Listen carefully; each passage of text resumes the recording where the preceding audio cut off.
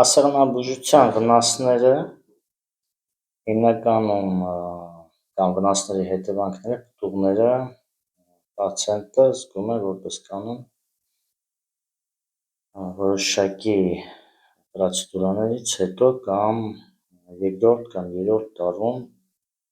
այսինքն կուրսը կատարելու երկրորդ-երրորդ տարում։ Սովորաբար ասեղնաբուժությունը վնասում է բիոլոգիական ակտիվ կենտրոնները, այսինքն այդտեղ օրգանիզմում կան նյարդային ակտիվ կենտրոններ, որոնք ասեղների միջոցով վնասվում են և խտությունն է փոխվում և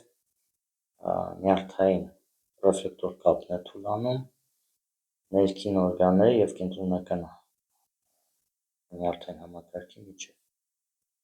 Բայց առաջի անգամ կատարելուց որոշ դեպքերում այն կարող է որոշակի թեթևություն տալ պացիենտին առաջին կուրսի դեպքում, որովհետև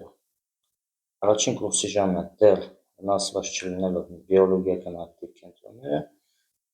ասեղների միջոցով իպուլսները խտանում են, այդ ընթացքում, երբ որ ասեղնաբուժությունը կիրառվում է, իպուլսները արագանում են, այդ ընթացքում ընդհանուր վիճակը սիմպտոմատիկ ձևով կարող է թեթևանալ պացիենտի, ինչու եմ ասում սիմպտոմատիկ, որովհետև դա չի կարող բժշկել խրոնիկ հիվանդությունը, բայց հենց ասեղները հանում են, այսինքն կուրսը անցավ, նոսրանում է այդ վնասված հատվածները, շատ դեպքերում չեն վերականգնում և ավելի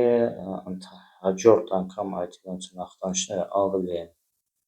շատանում, ավելի արդեն մերսումներն էլ չեն օգնում այդ դեպքերում և որոշ դեպքերում նաև խախտվում է ռեֆլեկտոր աղեղը, այսինքն կապը, հիվանդ օրգան և կենտրոնական նյարդային համակարգ և դրանից հետո որոշ հիվանդություններ անբուժելի են դառնում։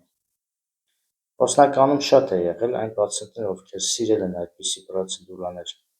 տարին 2 կամ 1 անգամ կուրսերով արել են, 10 տարի, 8 տարի, նրանց գրեթե շատ դժվար է լինում բժշկել և նրանց այդ ողնաշարային խնդիրները ավելի են բարդանում։ Դա բուժում չէ, դա նույնպես սիմպտոմատիկ, այսինքն ախտանշում չնշող միջոց է,